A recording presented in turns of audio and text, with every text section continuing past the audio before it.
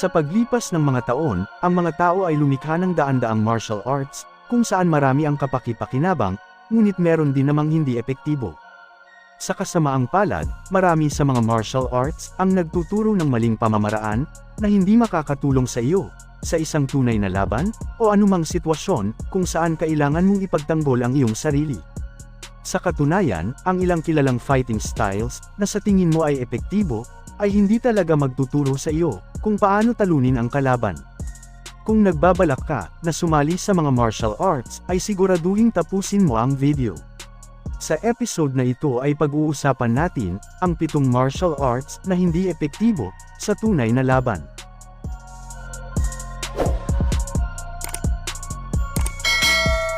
Number 1. Capoeira. Ang capoeira ay isang kilalang Brazilian martial art, ngunit hindi ito ganoon kapraktikal para sa totoong pakikipaglaban. Bagamat mukhang napakagandang teknik, hindi mo dapat masyadong asahan ang martial art na ito pagdating sa self-defense. Ang capoeira ay pinaghalong dancing moves at martial art techniques na nakilala dahil sa uri ng pagsipa nito. Ang pagsasanay nito ay ginagawa kang flexible, pinapabuti ang lakas ng katawan, at tinuturuan ka sa lahat ng uri ng mga pagsipa. Ngunit ang layunin ng capoeira ay hindi para sa isang malakas na pagsipa na kayang patumbahin ang kalaban. Hindi tulad ng ibang martial arts na kabilang sa mga naririto, ang pagsasanay ng capoeira ay may kasamang sparring. Ngunit, limitado lamang ito sa mga light contacts, kung saan dapat lagi kang mag-ingat na huwag masaktan ang iyong kasama. Sa ibang pagkakataon, ang capoeira ay napakapopular sa Brazil, at nakita ito ng mga tao bilang kapaki-pakinabang na martial art para sa self-defense. Ngunit ang lahat ng mga kakulangan nito ay nalantad sa pagkalikha at pagsikat ng isang mas epektibong martial art na tinatawag na Jiu-Jitsu.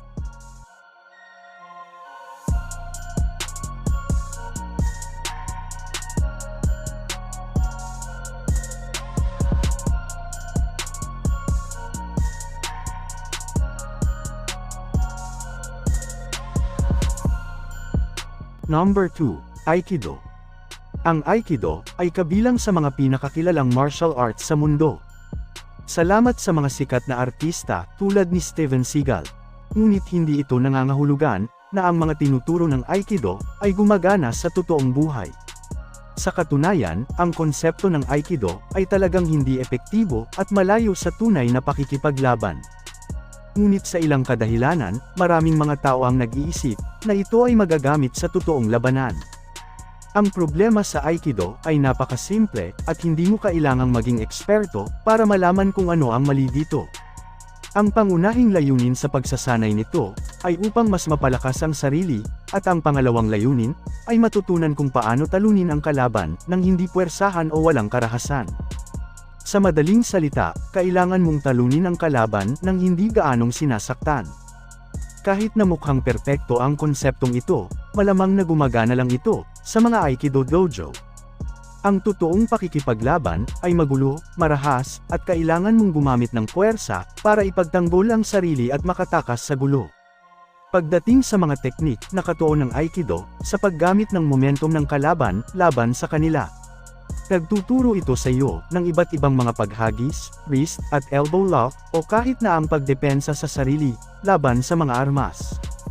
Ang pagsasanay ng Aikido ay mahirap at kailangan mong gumugol ng maraming taon para makabisado ang martial art na ito. Ipinagbabawal din sa mga paaralan ng Aikido ang full contact sparring dahil ang mga teknik ay masyadong mapanganib at maaaring magkaroon ng pinsala ang mga estudyante mula sa joint locks o malalakas na paghagis. Ngunit malayo din ito sa katotohanan dahil ang dalawang martial art na Judo at Brazilian Jiu-Jitsu na may parehong mas mapanganib na mga paghagis at joint locks ay nakikipag-sparring sa kanilang kapwa estudyante at nakikipaglaban sa bawat isa araw-araw.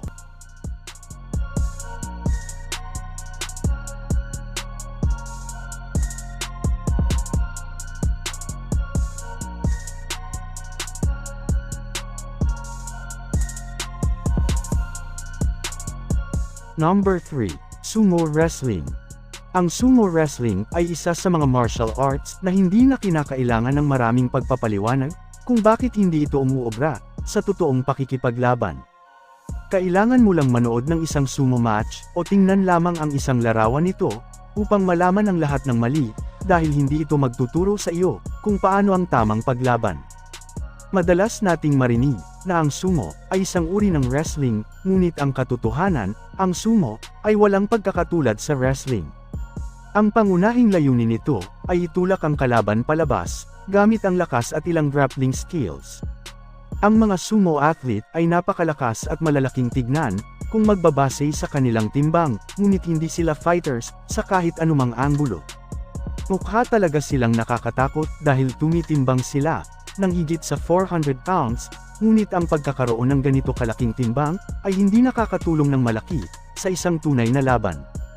Sa MMA, may ilang mga sumo wrestlers, na lumaban at natalo. Isang halimbawa nito, ay si Telia Tuli, na na-knockout pagkatapos lamang ng 26 na segundo, na ginanap sa UFC, noong 1993. Ngunit ang pinakamakakapagpatunay, kung gaano kahirap ang sumo, para sa totoong pakikipaglaban, ay ang laban sa pagitan ng 600-pound sumo fighter, na si Emmanuel Yarborough, at 170 pounds, na si Daiju Takase. Sa kabila ng napakalaking agwat sa timbang, nagawa ni Takase, na tapusin ang laban, sa pamamagitan ng malalakas na pagsuntok.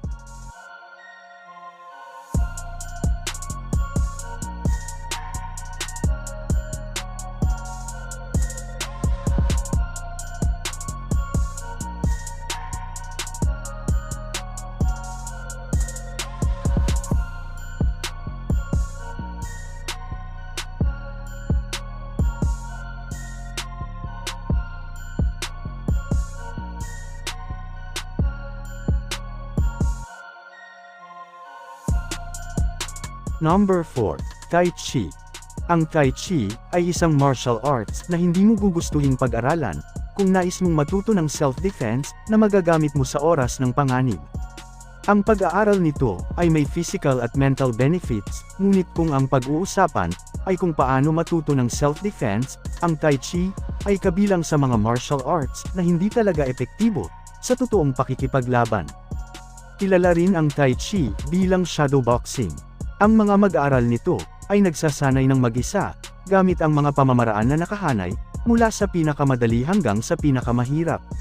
Ang paraan ng pagsasanay na ito, ay katulad ng kata, sa karate.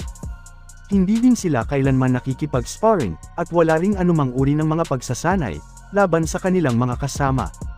Ang Tai Chi, ay masyadong nakatuon sa meditation at pagpapabuti ng sarili. Ngunit ang mga fighting technique na itinuturo nito, ay hindi epektibo at hindi praktikal. Isa sa mga style ng Tai Chi, ay tinuturuan ka nitong tumayo sa isang posisyon, na masyadong nakabuka ang iyong katawan, habang nakaunat ang mga kamay sa harap, na hindi maganda, para sa tunay na pakikipaglaban. Ang pagtayo ng ganito, ay delikado sa totoong laban, dahil ito ay bukas, at wala kang masyadong depensa, at siguradong madali ka lang mapupuruhan, ng iyong kalaban.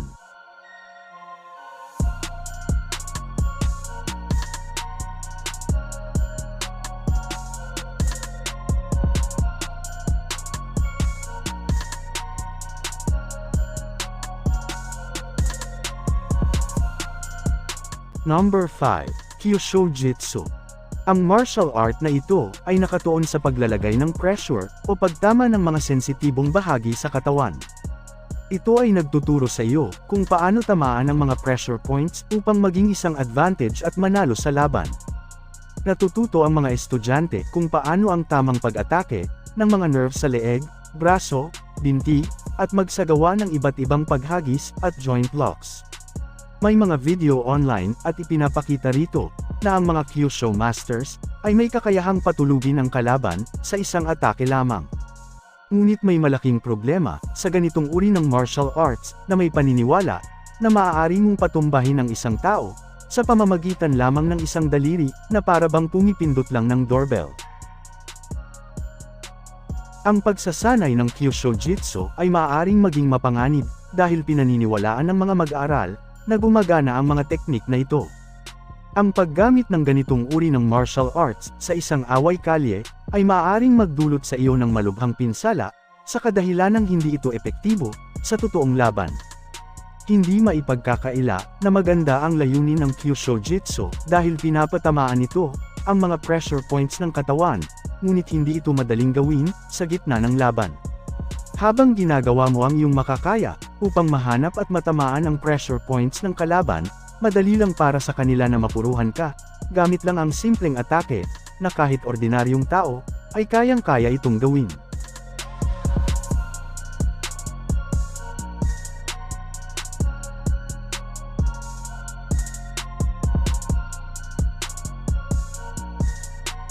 Number 6. Atmaraksha Tantra o mas kilala sa abbreviation na ART. Ang ART ay nagmula sa India at ito ay nabibilang sa isang grupo ng mga no-touch martial arts na hindi talaga epektibo sa totoong labanan. Ang mga mag-aaral sa martial art na ito ay may malaking paniniwala sa pag-aakalang matututo sila kung paano manalo sa isang laban nang walang anumang body contact. Sa paglipas ng mga taon, mayroong maraming mga masters ng art na nagsasabi na maaari nilang patumbahin ang isang tao nang hindi man lang nila ito hinahawakan. Ngunit maaaring ito na ang pinakamasamang pwedeng makita natin. Ang art ay hindi lamang tungkol sa pagpapahinto ng kaaway sa pamamagitan ng matinding pagtitig o malakas na pagsigaw. Hindi ito tumutukoy sa enerhiya ng chi, tulad ng ilang martial art ng Chino, ngunit nakatuon ito sa ilang uri ng hipnotismo. Sinasabi ng mga master ng art na ginagamit nila ang enerhiya upang ilagay ang umaatake sa hipnotismo, at pagkatapos ay manipulahin ang kanilang mga isip at paggalaw gamit lamang ang isang daliri. Ang martial art na ito ay talagang kakaiba, at tulad ng lahat ng no-touch fighting styles, hindi din ito umuobra sa totoong laban.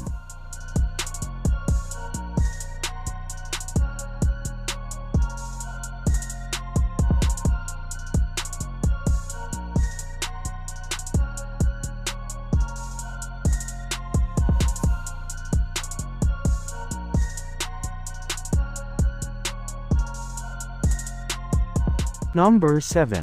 Yellow Bambo. Ang Yellow Bambo ay isang martial art na nagmula sa Bali, Indonesia. Nakatuon nito sa paggamit ng enerhiya ng Diyos upang talunin ang kalaban na hindi na kinakailangan pang hawakan. Ang pamamaraan ng Yellow Bambo ay gamitin ang negatibong enerhiya ng katunggali para pabagsakin ang mga ito sa pamamagitan ng isang malakas na pagsigaw.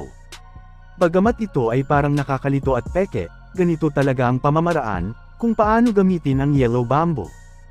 Ang martial art na ito ay malinaw na tungkol sa isang matinding pagsunod sa kulto. Ang mga masters nito ay nagbabahagi ng iba't ibang mga kwento tungkol sa kung paano mas naging mahusay ang Yellow Bambo kaysa sa ibang mga martial arts. Bagamat parang hindi ka panipaniwala kung ito ay iyong mapapakinggan, ay talagang nakakakumbinsi sila, at ito ang isang dahilan kung bakit makikita mo ang napakaraming tao na nagsasanay ng Yellow Bambo. Ngunit kung babalik tayo sa realidad, walang salita ang makakapaglarawan kung bakit hindi umuobra ang ganitong uri ng martial art. May isang video online na ang isang master ng Yellow Bambo ay nagpapakita ng demonstrasyon na gumagana daw ang martial art na ito sa totoong laban. Ngunit ang nangyari, nabangga ng sinasabing master ang kanyang estudyante, na naging dahilan ng pagkakaroon nito ng injury. At sa isa ring pagkakataon, hinamon ng isang bihasang Brazilian Jiu-Jitsu fighter, ang mga master ng Yellow Bambo, para masubukan ang kanyang kasanayan sa grappling. Upang hindi mapagdudahan, tinanggap ito ng mga masters ng Yellow Bambo, at ipapakita daw nila kung paano gumagana ang kanilang no-touch skills laban sa Brazilian Jiu-Jitsu. Ngunit tulad ng inaasahan, mabilis na natapos ang laban sa pamamagitan ng teknik ng Jiu-Jitsu fighter na tinatawag na rear naked choke sa loob lamang ng ilang segundo.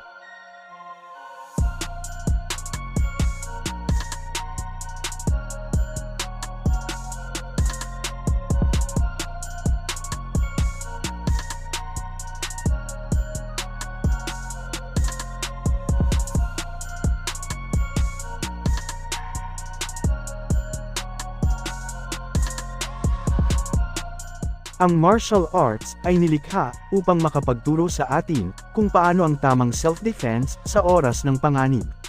Ngunit may ilang mga martial arts na tanging sa mga pagsasanay lamang gumagana at hindi magagamit sa totoong pakikipaglaban. At dyan na nagtatapos ang ating video. Kung nagustuhan ninyo ang video na to, please like, share and subscribe. Maraming salamat.